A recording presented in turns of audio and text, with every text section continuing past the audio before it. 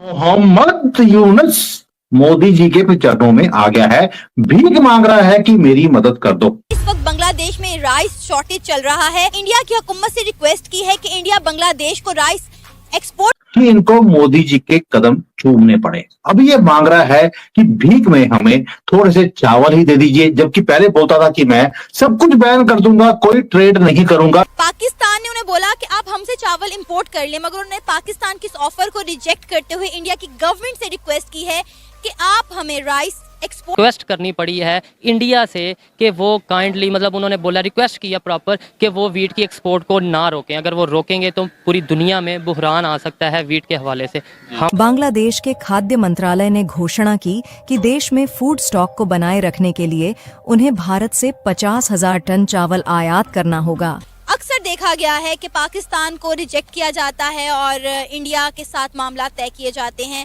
सिर्फ बांग्लादेश नहीं और बहुत सारी कंट्रीज ऐसा करती हुई दिखाई दे रही हैं। जयशंकर साहब उधर G7 में बैठे हुए हैं।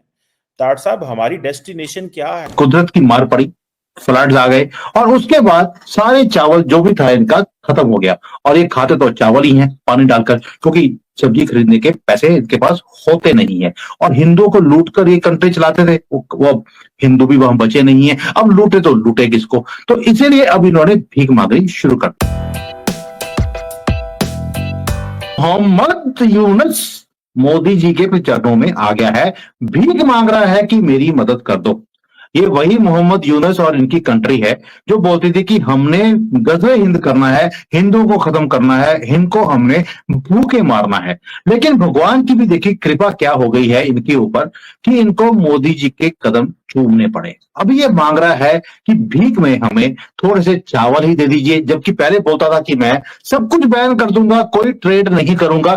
दूसरा जो मोहम्मद है मालदीव्स वाला, उसके साथ ट्रेड कर लूंगा, भारत के साथ नहीं करूंगा। एम्बर जी, ये जो मोहम्मद यूनुस अब मोदी जी से भीख मांग रहा है कि मुझे चावल दे दीजिए। पहले तो बोलता था कि हम कुछ नहीं करेंगे, हम मछली भी अपनी इंपोर्ट एक्सपोर्ट नहीं करेंगे, भारत को ना इंपोर्ट करने देंगे कुछ भी, ना कपड़ा जाएगा ना खाना जाएगा। और अब इन्होंने बोल दिया कि हमें चावल दे दीजिए। भाई इतनी ही गैरत थी तो ले लेते मालदीव से, पाकिस्तान से मांग लेते, भारत से क्यों मांगी इन्होंने?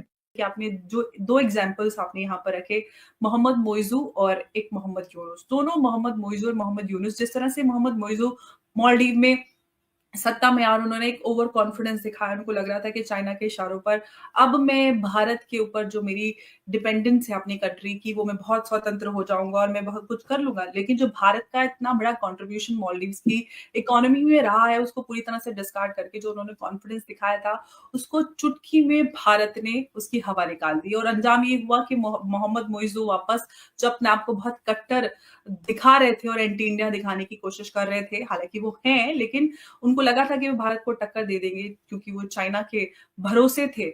लेकिन जो जिस तरह से भारतीयों ने और भारत ने उनके उस रवैये की और जिस तरह से भारत के प्रधानमंत्री को लेकर अपशब्दों का इस्तेमाल हुआ मालदीव्स में, तो वो भारत की जनता ने उसका कड़ा जवाब दिया। एग्जाम्पल हम बांग्लादेश का लेते हैं।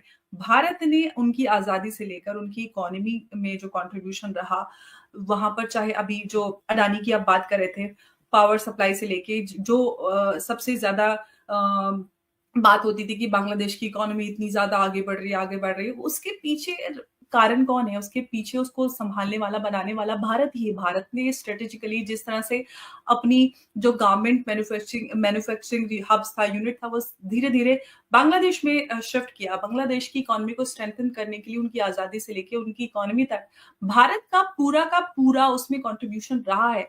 लेकिन इसके पीछे की सबसे बड़ी समस्या ये रही है कि शेख हसीना पूरी तरह से कोशिश ये करती आ रही थी और जितने भी रेडिकल एलिमेंट्स थे उनको पूरी तरह से डिस्कार्ड करके उनको जेल में और उनको सत्ता से या जनता पर इन्फ्लुएंस उनका कंट्रोल करने की उन्होंने कोशिश की। लेकिन जो इस तरह के एलिमेंट्स थे वो धीरे धीरे शेख हसीना के खिलाफ उन्होंने सेंटिमेंट्स को मजबूत किया। उसके पीछे जो जैसे हमने गहरा राज्य की बात की, गहरा राज्य का भी पूरा हाथ रहा। और पाकिस्तान तो है ही, हालांकि पाकिस्तान को लेकर बांग्लादेश और पाकिस्तान की हिस्ट्री ठीक नहीं है, लेकिन बावजूद उसके भी जो एक सबसे ज्यादा और सबसे गहरा कनेक्शन वो इस्लाम का।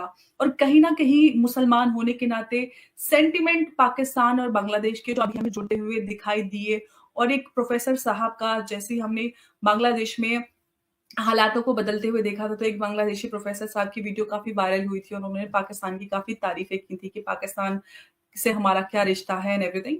तो मुझे लगता है कि हमें भी ये याद दिलाने की ज़रूरत है कि भारत आपका क्या है, आप भारत ने आपके लिए क्या किया है। लेकिन ये बात अभी नहीं है, बहुत समय से आपने देखा होगा क्रिकेट को लेकर बहुत सारी जो बांग्लादेशी जनता है उनके बीच भारत के विरुद्ध जो सेंटिमेंट सामने आ रहे थे, तो ये बहुत लंबे समय से भारत के विरुद्ध एक सेंटिमेंट को डेवलप करने की कोशिश की जा रही थी। बांग्लादेश की बात करें, नेपाल की बात करें, पाकिस्तान तो है ही पूरा का पूरा भारत विरोध में ही पाकिस्तान का जन्म हुआ है। तो ये जिस तरह से एक होस्टाइल नेबरहुड को डेवलप किया गया अराउंड इंडिया, ये इंडिया के लिए, क्योंकि इंडिया एक बहुत बड़ा प्लेयर है, एक प्रधानमंत्री मोदी की बात करें, ग्लोबल लीडर के तौर पे देखे जाते हैं, लेकिन जिस नीति की हम प्रधानमंत्री मोदी की तारीफ करनी चाहिए, अब चाहे हम बात करें मालदीव्स की बात करें या फिर हम बात करें अभी ताज़ा जो एग्जाम्पल हमारे सामने बांग्लादेश को लेकर भी अगर चावल की ज़रूरत है, तो देखिए भारत एक बड़ा देश है और भारत का आज ही नहीं, क्योंकि हम एक बड़ी इकॉनमी है और बड़ा देश है और हम इस रीजन में या ग्लोबली हम अपने आप को एक अच्छा दिखाने की कोशिश करते हैं। हमारी हमेशा से पॉलिसी रही है भारत की कि वो जब भी कोई ज़रूरत पे होता है उसकी मदद करते हैं। अफगानिस्तान का एग्जाम्पल देखें, अब अफगानिस्तान में जो कोई भी सिचुएशन डेवलप हुई, ह्यूमैनिटेरियन एड की बात करें, यूक्रेन हो, कहीं पे भी जहाँ पे भी ज़रूरत हो, भारत हमेशा आगे रहता है। और बात अगर बांग्लादेश की करें तो बांग्लादेश को तो पूरी तरह से बनाने के लिए ही भारत का हाथ है। हालांकि वो बात अलग है कि वो हमारा भूमि है और वहाँ के जो लोग हैं वो कभी भारतीय हुआ करते थे, तो इतना गहरा रिश्ता होने के बावजूद भी जो भारत के विरुद्ध जो सेंटिमेंट हावी हो जाते हैं उस पर हमें बात करनी चाहिए और भारत को किस तरह से इस तरह के जो चैलेंजेस हमारे सामने आते हैं वो किस तरह से हम उसको एलिमिनेट कर सकते हैं। इस वक्त बांग्लादेश में राइस शॉर्टेज चल रहा है, तो पाकिस्तान ने बांग्लादेश को कहा है कि आप पाकिस्तान से जो है राइस इंपोर्ट कर सकते हैं, मगर बांग्लादेश ने पाकिस्तान की इस ऑफर को रिजेक्ट करते हुए इंडिया की हुकूमत से रिक्वेस्ट की है कि इंडिया बांग्लादेश को राइस एक्सपोर्ट करे, बदले में वो इंडिया को 2 गुना कीमत देने के लिए तैयार है। इसी पर बात करेंगे आज हम पाकिस्तान के अवाम से कि ऐसी क्या वजह है कि बांग्लादेश ने पाकिस्तान के ऑफर को रिजेक्ट करते हुए इंडिया की सरकार से रिक्वेस्ट की है कि वो उन्हें राइस एक्सपोर्ट करें। पाकिस्तान ने उन्हें बोला कि आप हमसे चावल इंपोर्ट कर लें, मगर उन्होंने पाकिस्तान की इस ऑफर को रिजेक्ट करते हुए इंडिया की गवर्नमेंट से रिक्वेस्ट की है कि आप हमें राइस एक्सपोर्ट करें, बदले में हम दुगना रेट भी देने को तैयार हैं। क्या कहेंगे, क्या वजह है? अक्सर देखा गया है कि पाकिस्तान को रिजेक्ट किया जाता है और इंडिया के साथ मामला तय किए जाते हैं। सिर्फ बांग्लादेश नहीं और बहुत सारी कंट्रीज ऐसा करती हुई दिखाई दे रही हैं। बिस्मिल्लाहिर्रहमानिर्रहीम। सबसे पहले ये जो रिसेंटली न्यूज़ चल रही है रिगार्डिंग द राइस, जो बांग्लादेश में बुरान चल रहा है चावलों का, वो इसकी वजह ये है कि वेदर कंडीशन भी बहुत ज़्यादा और उनकी आबादी भी उनके रकबे के लिहाज से बहुत ज़्यादा है। ठीक है, और अब चूँकि वो पाकिस्तान की कॉलोनी भी रह चुका है 1971 में और पाकिस्तान से अलहदा हुआ है, बहुत सी चीज़ों पे भारत जो बांग्लादेश जो है वो डिपेंडेंट भी है, उसकी एक्सपोर्ट्स भी हैं और फिर बिजली भी वो लेता है, इंपोर्ट करता है भारत से, तो काफ़ी चीज़ें हैं। और फिर लैंग्वेज का भी है सिलसिला, कॉमन लैंग्वेज भी है। वेस्ट बंगाल में भी लोग बंगाली बोलते हैं, बांग्लादेशी बंगाली बोलते हैं, तो ये सारे वो इश्यूज़ हैं। लेकिन साथ साथ अगर आप देखिए तो भारत ने गो के अभी इनकी जो फॉरेन सेक्रेटरी लेवल टॉक्स वो हो रही हैं अगले माह में, जो भारत के फॉरेन सेक्रेटरी हैं वो जाएंगे ढाका और वहाँ पे टॉक्स होंगी। बल्कि गुज़श्ता रोज़ एक बांग्लादेश में इंटर एजेंसी मीटिंग भी हुई कि किस तरह हम किस तरह बातचीत करें, हमारी क्या पोजीशंस होनी चाहिए मुख्तलिफ इश्यूज़ में, ख़ास तौर पे शेख हसीना को लेकर, क्योंकि उनकी एक्सट्रेडिशन इन दोनों की ट्रीटी तो है बायलैटरल, लेकिन उन्होंने 2013 या 2014 में उसमें क्लॉज डाल दी थी उस ट्रीटी में कि अगर कोई पॉलिटिकल केसेस होंगे तो वो मेरिट पे डिसाइड होंगे, वो ऑटोमेटिक नहीं होगा। तो इसलिए शेख हसीना को एक स्पेस मिल गई है भारत को कि वो डिनाई करे, क्योंकि पॉलिटिकल मसला है ना। लेकिन जो बांग्लादेश तकाजा कर रहा है वो तो कह रहे हैं कि ये क्रिमिनल हैं, इन्होंने जो है इनके होते हुए 700 से ज़ायद लोग हलाक हुए जो एहतजाज हुए और 5 अगस्त से पहले। तो अब ये मुख्तलिफ इंटरप्रिटेशंस हैं आया, और मेरा नहीं ख्याल कि भारत तो ऑब्लाइज करेगा। अब इन्होंने इंटरपोल को एक इशू कर दिया है कि रेड नोटिस आप इशू करें, शेख हसीना को वापस लाइए। बहरहाल वो एक लंबी कहानी है, लेकिन मेरा सही। अपना जो मेरी असेसमेंट है वो यही कहती है कि बांग्लादेश और भारत थोड़ा बहुत चीज़ें ठीक करने की कोशिश करेंगे। सही। क्योंकि भारत ने अभी तक ये प्रोपेगेंडा दुनिया भर में कर रहा है कि जी हिंदुओं के खिलाफ हो रही है, बहुत जुल्म हो रहा है, वहाँ उनके मंदिरों को नुकसान पहुंचाया जा रहा है। बिल्कुल। तकरीबन आप कह लीजिए कि काफ़ी हिंदू कम्युनिटी है बांग्लादेश में, तकरीबन 7 से 10% के करीब जो बांग्लादेश में पॉपुलेशन है सही सही। वो हिंदुओं पर मुश्तमिल है। उमर अयूब साहब अपना जुलूस लेकर 3000 लोगों के साथ उन्होंने हमला करने की कोशिश की, पहाड़ों से उतरे, टेक्सला के करीब रोका गया। जब टेक्सला शहर का नाम आता है मुझसे रुका नहीं जाता। टेक्सला यूनिवर्सिटी याद आती है कि जो एक सिविलाइजेशन का एक बहुत बड़ा इंस्टीट्यूशन था। इंडिया का नाम कहां से निकला था? इंडस वैली से। और इंडस वैली सिविलाइजेशन, अर्थशास्त्र, और उसके बाद अर्थशास्त्र को लिखने वाले लोगों के नाम मेरे ज़हन से जब गुजरते हैं मैं परेशान हो जाता हूं। चीमा साहब, चंद्रगुप्ता, मौर्य सिविलाइजेशन, विष्णु गुप्ता, फिर चाणक्य, सारा मुझे ज़हन से सामने से गुजरा और फिर मुझे याद आया कि ये उमर अयूब तो उसी शहर में है। टेक्सला में इस वक्त लड़ाई जारी है। आंसू गैस के शेल इतने चल रहे हैं वहां पे, कहते हैं कि चेहरा पहचाना नहीं जाता।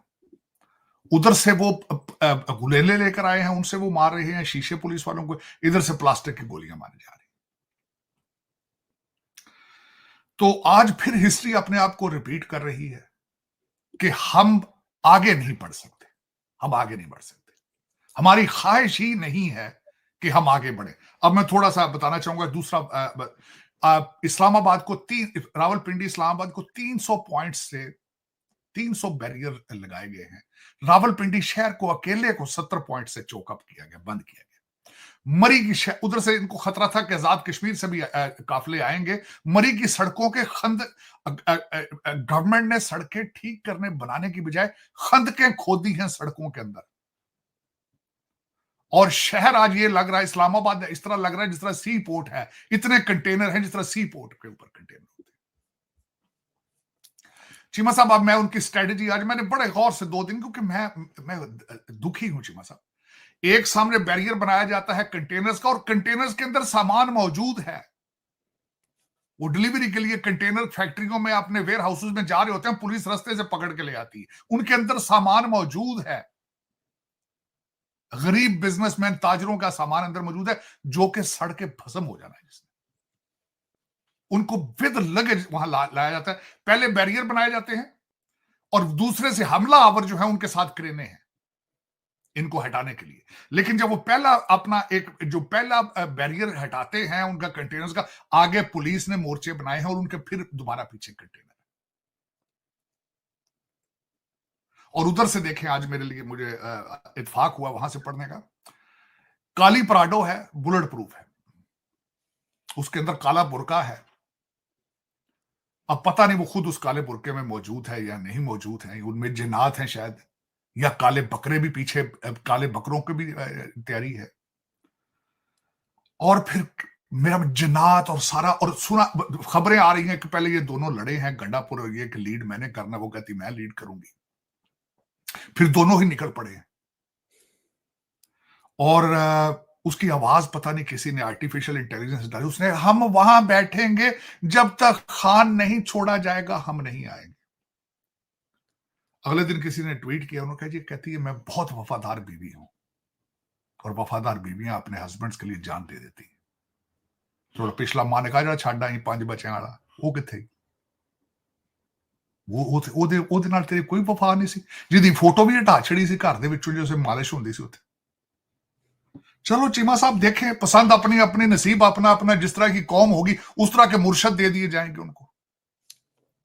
गुंजाइश थी जो इसने अगले दिन किया है, इसने सऊदी अरेबिया के हवाले से, कि वो शरीयत खत्म करने वाले थे, तो बाजवा को कॉल आ गई, किन्नू लेके आ गए। मैं बड़ा खुश हूं उस कॉल पे, इन्होंने तस्लीम तो किया है कि बाजवा लेकर आया था, ये खुद नहीं आए थे।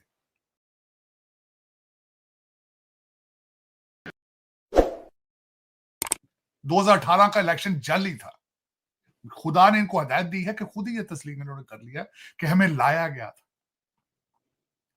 बाजवा साहब ने आगे से माफिया मैं कहता हूं गलत है, उन्होंने भी आगे से कहा जी मेनू ले चलो उत्थे मैं कसम चुकना जाके सऊदी अरब। ओए आदर ते वर्थ इट, सफाई देने वास्ते वर्थ ने।